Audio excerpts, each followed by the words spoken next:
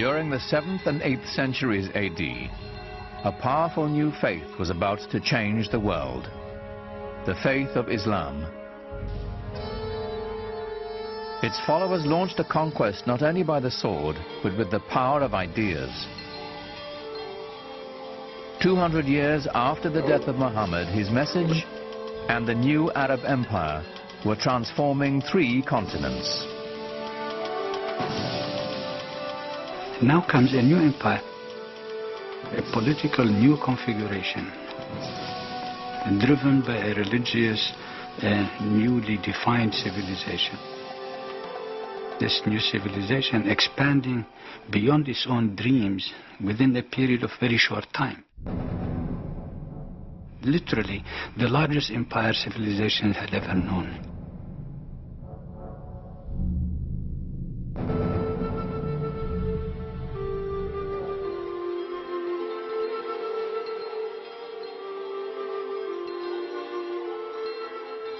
The Arabic word for conquest, Fatu, literally means openings. Islam sowed the seeds of its faith to the 4 winds, and a world of opportunities opened before it. But the vast empire's spiritual core remained at its birthplace, the holy city of Mecca.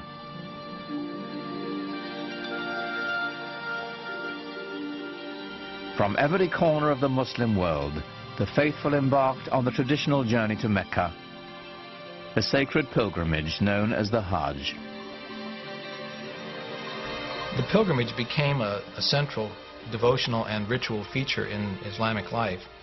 In fact, since the life of Muhammad himself, the pilgrimage has symbolized, probably more than any other Islamic ritual activity, unity among all people and equality.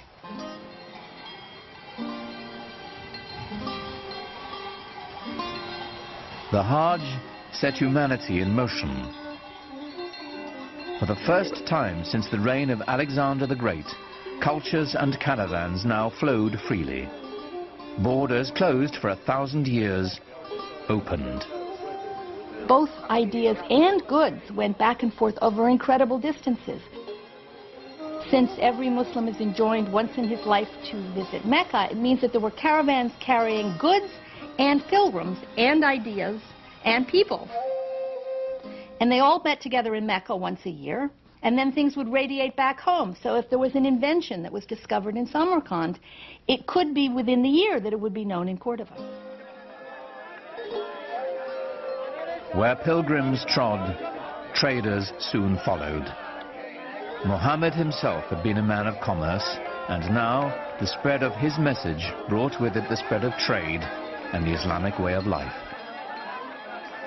Trade was incredibly important in the Islamic world simply because of its geographical position. It was, and still is, between West, what we call the West, and what people always called the East.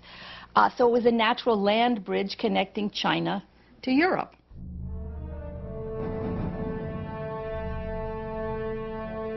In only 2 centuries, Islam had extended its reach from Spain all the way to the edge of India.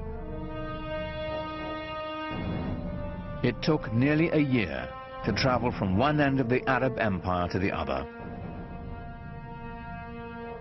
At its heart was a fabled city of wealth.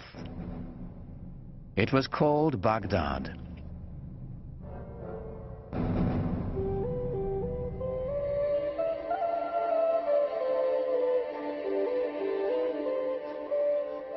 The palaces of ancient Baghdad have been lost over the centuries, but in its glory, it rivaled ancient Athens or Rome. It was a magnificent architectural achievement, the pride of Islam in a new age. One visitor left this account. All the exquisite neighborhoods covered with parks, gardens, villas, and beautiful promenades are filled with bazaars and finely built mosques and baths. They stretch for miles on both sides of the glittering river. But what made this the greatest city of its time was more than just what met the eye. It was the company it kept. Scholars made Baghdad the jewel of the world. Certainly from the 8th century on, Baghdad was the center of learning in the Islamic world, and all major innovations either came from Baghdad or quickly came to Baghdad because the best people came to Baghdad, the best thinkers, the best philosophers, the best artists. They came in search of answers to pragmatic questions. The empire's meteoric growth had left its new leaders overwhelmed. They had staggering engineering and logistical problems to contend with. Solving them would take the greatest minds of the day. Under the new empire now, you are responsible for public hygiene, you are responsible for the marketplace, you are responsible for goods being sold in the marketplace. All of those require some basic elementary sciences. This new civilization, having a need for science, really stems from the need to run that empire. The best minds rose to the call. The finest were welcomed at a center of scholarship, Baghdad's renowned House of Wisdom. It was a magnet for scholars and intellectuals who came and worked in the academies. There were public libraries associated with the palace, and scholars came from all over the empire. And there were scholars from Iran, there were scholars from Byzantium who came. Some were Christians, some were Muslims, some were Jews. And all of these different sort of threads of human knowledge came together in the city of Baghdad. So the net effect of this is that you've got human individuals from radically different cultural traditions being thrown into the same crucible. The challenge that greeted these scholars was daunting. The great works of the ancients had to be transformed into a wholly new body of knowledge.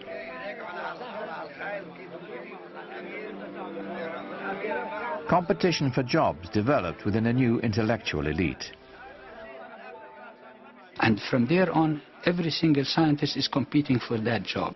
They were competing among themselves almost just in the same way that modern bureaucrats and modern academicians will fight among themselves. Scholars were dispatched across the empire to locate as many ancient texts as possible. The first international scientific venture in history. Unlike their Christian counterparts, Muslim thinkers saw no insurmountable contradiction between their faith and the laws governing the natural world. So they embraced Aristotle and Plato, writers the Christian church considered blasphemous. So this is the time when we begin to see scientists, bureaucrats, what have you, going and seeking from whatever civilization that had any sciences before, be it the Greek, be it the Indian, be it the Persian, and so on. From the Hindus came mathematical concepts that guide us today. It was the scholars of the House of Wisdom who developed the system of Arabic numerals, still in use.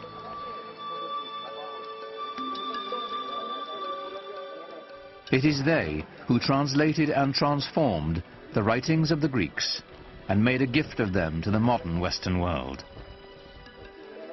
The Renaissance had its beginnings in Baghdad. They managed to assimilate quite a lot of the rich legacy of the Hellenistic world, translated into Arabic initially, which was then made available to all other participants in the new Islamic civilization. Arabic emerges as the language of learning throughout the region. This is a very significant development in human intellectual history. Having amassed the knowledge, the Muslims now began to challenge it. This was perhaps their most important contribution. The scientific process was born. They wanted to know why a very intelligent Greek scientist whose text they were just admiring and they were verifying it. Why would he make a mistake in the first place? So they began to dig. Was it because he didn't have the right instruments, or is it because he didn't have the right methodology to use the instruments for the verifications of observation? It is this spirit. You see, the spirit of questioning, the spirit of saying that we have to build science constantly on a systematic, consistent basis where we make a physical proposition of how the universe ought to be run, and the mathematical representation of that physical universe ought to match. Now you begin to have what I call the birth of the new Islamic science. Algebra and trigonometry, engineering and astronomy, countless disciplines integral to our lives today trace their roots to Islamic scientists. More surprising, perhaps, were their innovations in medicine.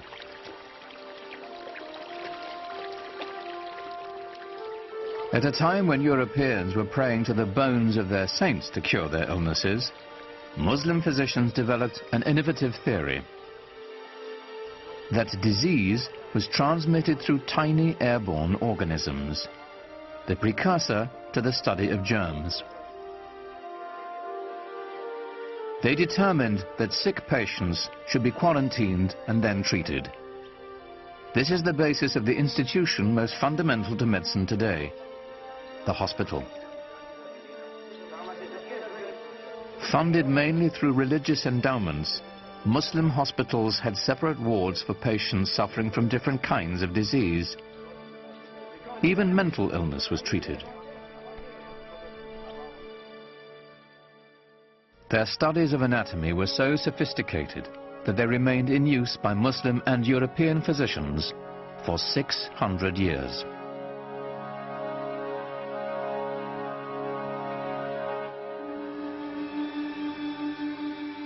Muslim scientists were especially intrigued by light, lenses, and the physiology of the human eye.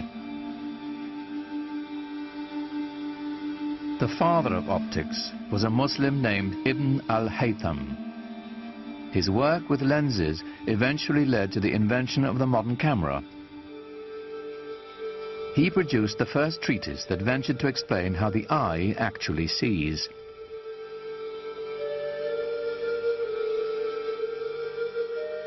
A 1,000 years before the West dared to take up the practice, Muslim doctors were removing cataracts surgically, clearing them from the eye with a hollow needle. But for all this knowledge to transform and illuminate an empire, it had to be copied and shared across 100 different cities in the Islamic world. For this, there was a new invention, one that is still fundamental to learning and knowledge today: paper.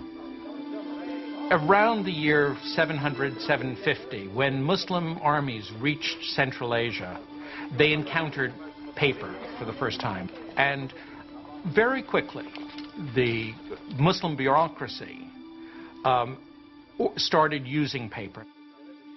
You find that, within 50 years it's in Syria, and then a few years after that it's in Egypt, and then it's in North Africa, and then it's in Sicily, and then it's in Spain. And that's where Europe learned to make paper from. They learned to make it from the Arabs. We begin to have people with family names like papermaker. So in other words, not only that paper was available, it must have become a very, very widespread industry. And hence, the acquisition of books must have also become very easy.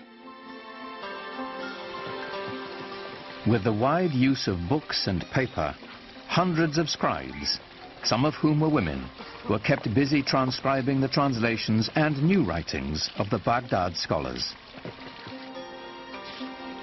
All of this knowledge that's being acquired from the Greeks and from the Indians and from Central Asia and stuff is all being written down in books on paper, and that these books are being copied and recopied and sent around. We know, for example, that there was a street of booksellers with more than 100 shops, each one with paper and books for sale. And this is a time when, you know, in Europe, a monastery would be lucky if it had 5 or 10 books. While the monks of the West were hoarding their wisdom on scraps of expensive parchment, paper enabled Islamic civilization to spread its newfound knowledge far and wide, creating a single community linking 3 continents. So the chief distinction, therefore, of Islamic civilization, in addition to the fact that it made new leaps of originality, new transformations in traditions of learning and everything else possible, is the fact that it enabled human beings to consider the possibility of thinking about the globe as a single unit, humanity. In all the broad empire, there was one place the Christian world could experience the lifestyle Muslims now took for granted: southern Spain.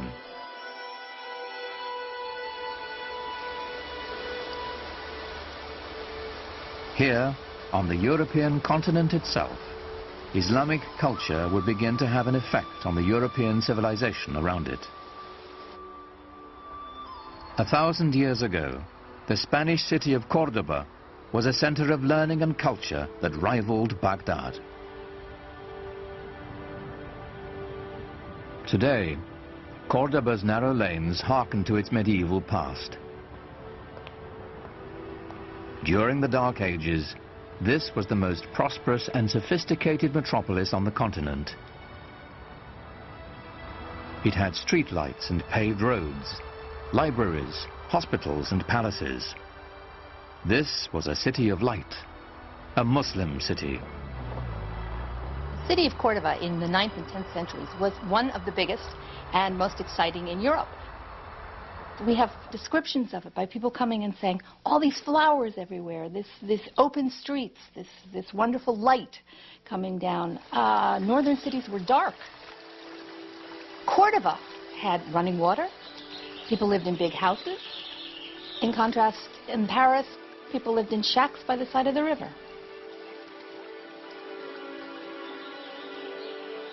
The glory of medieval Cordoba is here, in what is now the great Roman Catholic Cathedral in the middle of town. But the Cordoba Cathedral of today began its life as a mosque, one of the grandest of the Islamic Empire. The Great Mosque in Cordoba was simply the biggest mosque in the biggest city in southern Europe. When you climb up into the church tower, which used to be a minaret, you look out over this expanse of roof, it's quite amazing to see this cathedral, complete with flying buttresses, popping up out of the middle of this massive mosque.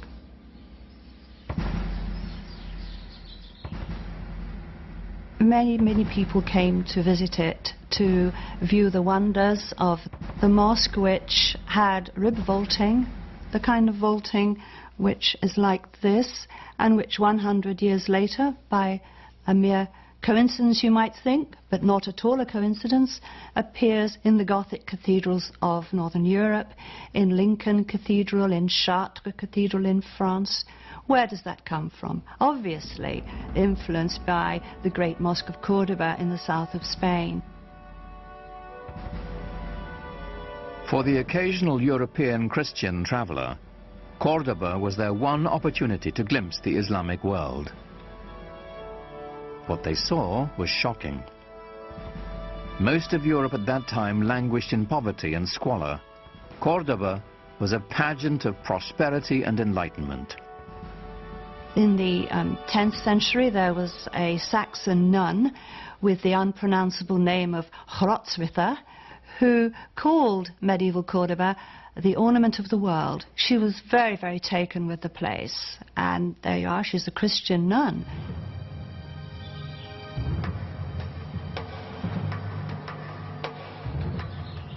As Europeans made their way from the cold stone of their northern castles into the glorious Muslim cities of southern Spain, they couldn't help but be impressed. In the green hills above Granada was a palace of startling elegance. a shining example of the richness and sophistication Islam brought to medieval Europe. It is called the Alhambra. The Alhambra is perhaps the most famous example of Islamic architecture to most Westerners. It is the best remaining example of what a medieval Muslim palace would have looked like.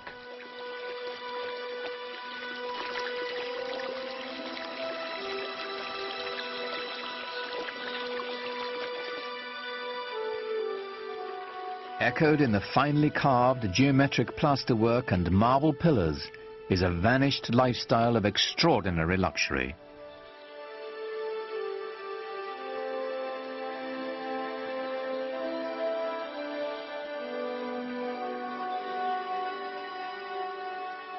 The Alhambra reveals the pinnacle of Islamic culture and urbanity.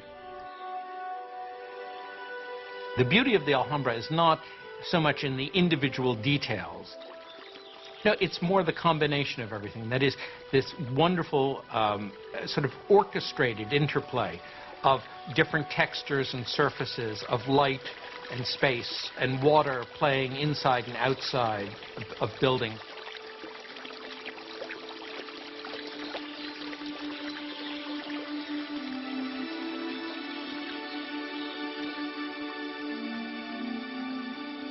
It's almost like a symphony of different elements that are very carefully brought together to provide exquisite enjoyment.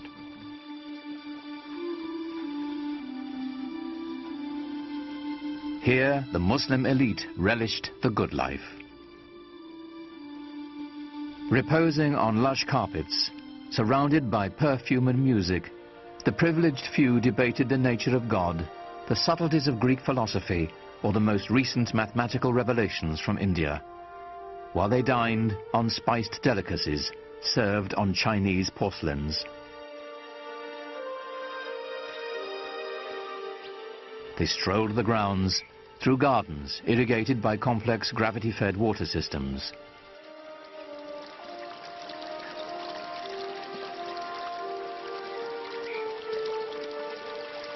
How far Muhammad's followers had come from the life of desert nomads.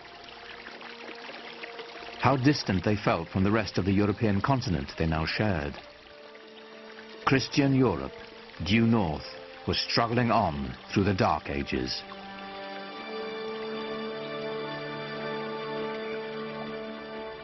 But at the dawn of the 11th century, a tragedy in Jerusalem would put Muslims and European Christians on a collision course.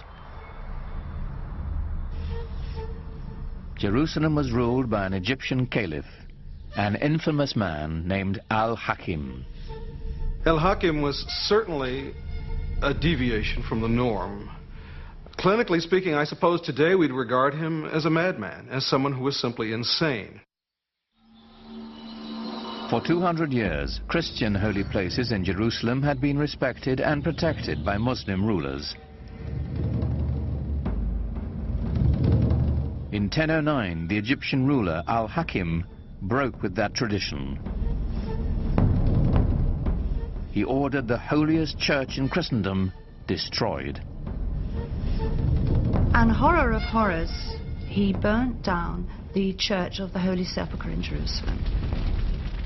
Now, nobody knows quite why he did it, and you can have your own theories about it, but the fact of the matter was that that sent shivers of terror and anxiety through Christendom. In a way, of course, Al-Hakim was the one exception that proved the rule for Christians that Christians had been speaking of for centuries, of Muslims as intolerant, mad, slavering heretics who simply could not be expected to abide by the rules of civilized human beings.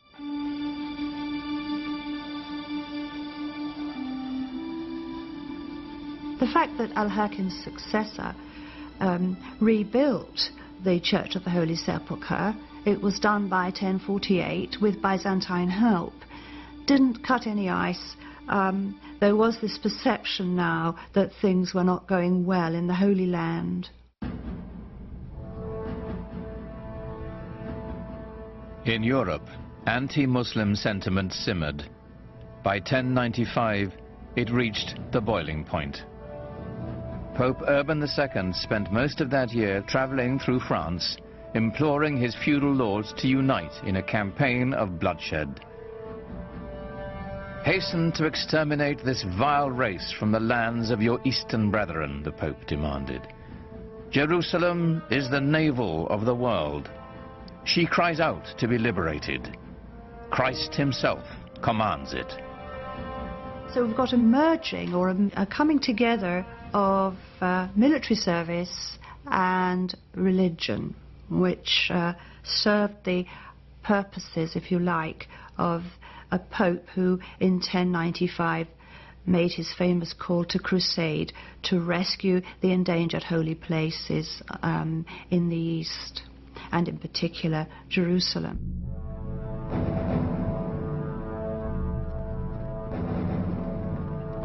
In 1097, Muslim shepherds in Syria caught their first glimpse of a sight that would soon strike terror throughout the Holy Land.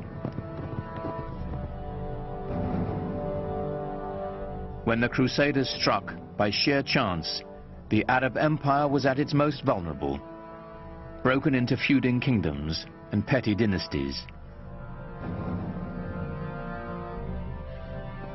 They couldn't have chosen a better moment, because the Muslim world was in a very fragmented state. The great rulers of the time had died, and into that power vacuum there came this most unexpected enemy, the Crusaders from Western Europe. Who would have thought that a new enemy would come to the Islamic world from that unexpected quarter? It was completely unprecedented. It was a real surprise. The Muslims didn't really know who they were. They thought they were just another lot of Byzantines who were coming as usual to be a nuisance and fight on the borders. They had no idea that there was this extraordinary surge of religious fervor and fanaticism coming from Western Europe, and that the aim of this group was Jerusalem.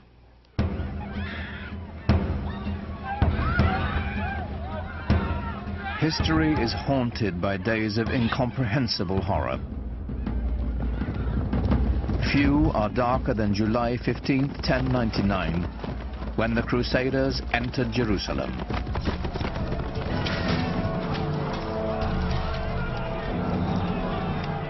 The massacre must have been terrible. The fear, the fleeing of the population. It must have been horrendous.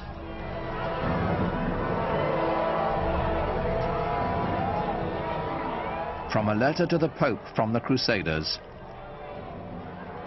If you want to know what was done to the enemies we found in the city, know this. Our men rode in the blood of the Saracens up to the knees of their horses. They saw the holy city and they were in a state of exultation. And perhaps that's why, when they flooded through the gates of the city, that they were fired up with fanaticism and zeal, and that's why there was this terrible massacre in the name of Christendom. It was a blot on the name of Christendom in the Muslim view, and justifiably so. Even Christians weren't spared.